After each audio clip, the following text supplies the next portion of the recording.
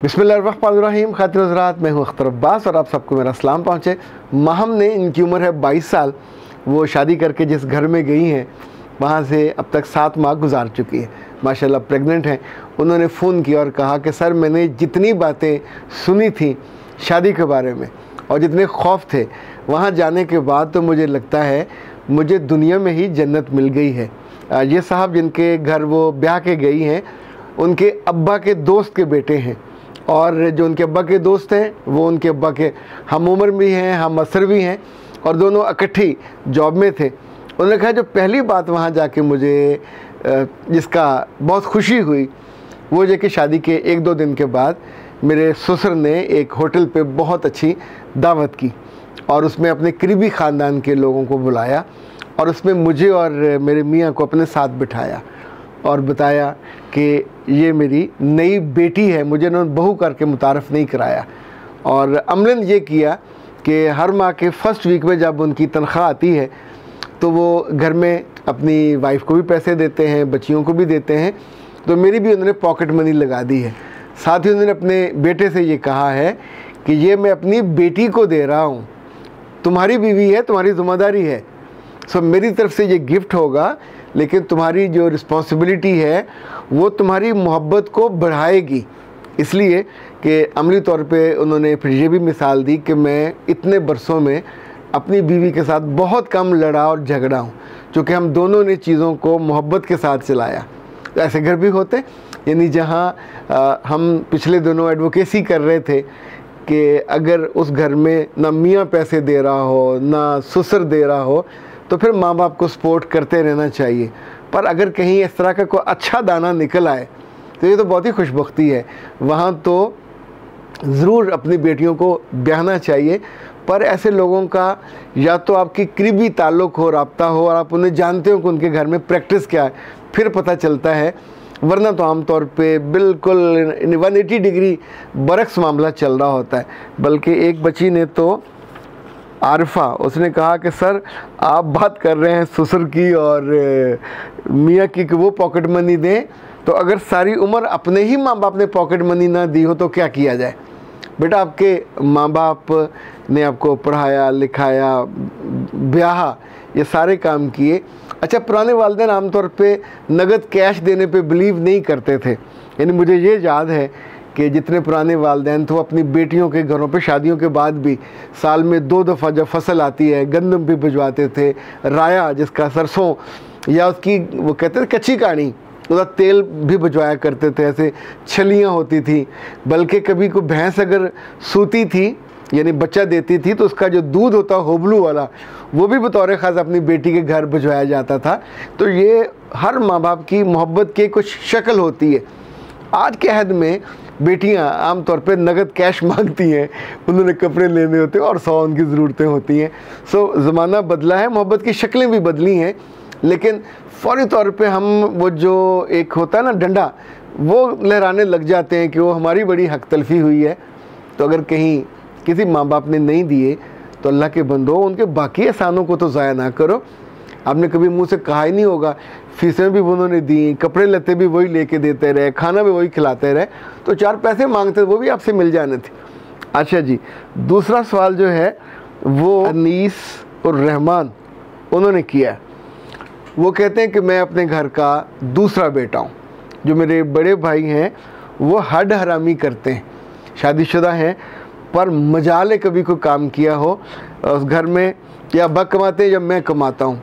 और हमारी कमाई से पहले जो हमारा घर था 1 मंजिला था, अब 2 मंजिला हो गया। और मेरी बीवी मुझे हमेशा परेशान करती है कि पैसे तुम्हारे लगे हैं, ये तुम्हारे भाई को भी इसमें से हिस्सा मिलेगा। तो मेरी परेशानी बहुत ज़्यादा है, मुझे बताइए मैं क्या सोचूं और क्या करूं। तो अनीस साहब बेटा जी, 2 चीज़ें हैं। एक तो ये कि घर का जो बड़ा बेटा होता है, पुराने ज़माने में उसको वलीयत कहा जाता था। यानी जब हम घर में पैदा हुए थे, हालांकि मुझसे बड़ी मेरी बहन थी, पर वलीयत तो मैं ही था। और वलीयत कभी कभी बहुत अच्छे निकलते हैं, माँ बाप की आंखों का तारा होते हैं। और जिसको कहा जाता है कि ये घर का बड़ा है, ये विरासत लेके चलेगा, ये ट्रेडिशन लेके चलेगा। पर बाज़ जगह वलीयत ऐसे भी निकम्मे होते हैं जो मज़े सारे करते हैं पढ़ने लिखने में और कमाने में उनकी दिलचस्पी नहीं होती। एक बात अपनी बीवी को भी समझाइएगा, दुनिया के पैसों और दुनिया की चीज़ों में हर वक्त रग़बत से आपके दिल का चैन और सुख सब ज़ाया हो जाएगा। दुनिया ने गुज़र जाना है, इसके बाद की जो दुनिया है वो बहुत लंबी है और वो बड़े दिल वालों के लिए, छोटे दिल वालों के लिए वो नहीं है। जो शरीयत का कानून है वो ये है कि बाप अगर फौत हो गया तो जितनी भी जायदाद होगी वो शरीयत के कानून के तहत बेटों में और बेटियों में तकसीम हो जाएगी। यानी 2 हिस्से बेटों के और 1 हिस्सा बेटी का। तो आप 2 भाई हैं तो 2-2 हिस्से हो जाएंगे और बेटियां जितनी भी हैं उसी तौर पे। अच्छा, अगर वालिद अपनी ज़िंदगी में ऐसे किसी बच्चे को वो जायदाद में से ज़्यादा हिस्सा तोहफ़तन कर देता है, ये जिस भाई को आपने हड हराम कहा है, ज़ाहिर है आपका भाई है, उसी घर में है, उसके बच्चे भी होंगे, बीवी भी होंगी, तो आपके वालिद या वालदा कभी भी उसको अकेला नहीं छोड़ेंगे। वो कमाता है या नहीं कमाता तो भी जायदाद में वो हकदार है। इवन फ़िक़ही तौर पे तो जिन बच्चों को अब घर से निकाल देते हैं और वो उसके लिए इश्तिहार भी छप जाता है, नाखल्फ आग कर दिया, फ़िक़ही तौर पे तो उनकी भी जायदाद में हिस्सा बनता है। आप जैसे बहनों का हिस्सा नहीं दबा सकते, इसी तौर पे कोई भाई आपको नापसंद हो तो आप उसका हिस्सा भी नहीं दबा सकते। दबा लोगे, खा लोगे तो अल्लाह के रसूल की हदीस है कि किसी का हक़ खाया हुआ होगा तो वो ज़मीन का टुकड़ा क़यामत में इंसान के गर्दन में, गले में जंजीरों से बांध दिया जाएगा और उससे कहा जाएगा कि उसको उठा के चलो, और उससे चला नहीं जाएगा। और वो जगह होगी जहाँ कोई मदद करने वाला नहीं होगा। वहाँ पे आपकी बीवी ने, आपके किसी दोस्त ने, आपके अपने नफ्स ने आपको गुमराह किया होगा। चूँकि नफ्स आमतौर पे यही होता है ना, हमारा दिल बुरी बुरी ख्वाहिशें करता है, दूसरे के हक़ को दबाने की ख्वाहिश करता है। ये मसला सिर्फ आपका नहीं है, बहुत सारे घरों में मसला। कभी कभी ऐसा मेरे पास सवाल भी आता है कि एक साहब मुल्क से बाहर रहे, वहाँ से उन्होंने खूब खाया कमाया, फिर उन पैसों से उन्होंने अपने घर ख़रीदे, प्लॉट ख़रीदे, तो क्या इन पे भी भाइयों का और वालिद का हक़ होगा? तो नहीं होगा। वो चूँकि उसकी कमाई थी, उसके प्लाट थे, उसके घर थे, तो फ़िक़ही तौर पे, शरई तौर पे, कानूनी तौर पे उसके वारसों का हक़ है। उसके वारसों में उसकी बीवी है, उसके बच्चे हैं, ये उसकी ज़िंदगी में। अच्छा, अगर वो फौत हो गया तो फिर कानूनी तौर पे वो जो हिस्से हैं वो तकसीम होंगे और जो जो उसके क़राबतदार हैं उनमें होंगे।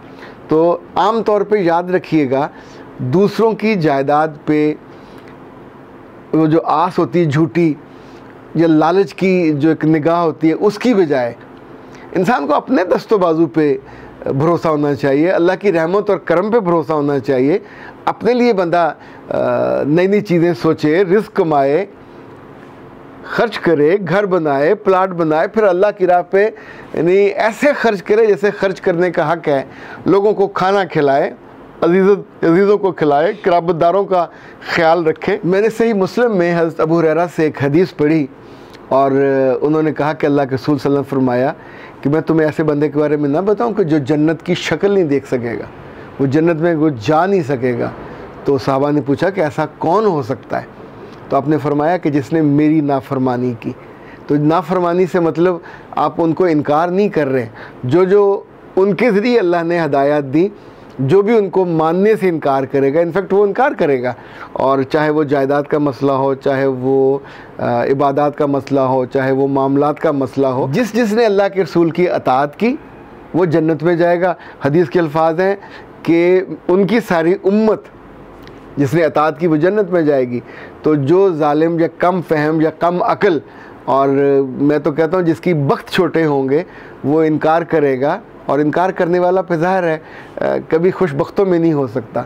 तो कभी ना आपको, ना आपके बच्चों को, ना आपकी बीवियों को इस तौर पे अपने आप को डेवलप करना चाहिए कि आप अल्लाह और उसके रसूल के सामने खड़े हो जाए कि हमने ये बात नहीं माननी चूँकि इसमें लालच है या इसमें दुनियावी फ़ायदा है। फ़ायदा हमेशा बड़ा सोचना चाहिए। अख्तर अब्बास को दीजिए इजाज़त। अस्सलाम वालेकुम।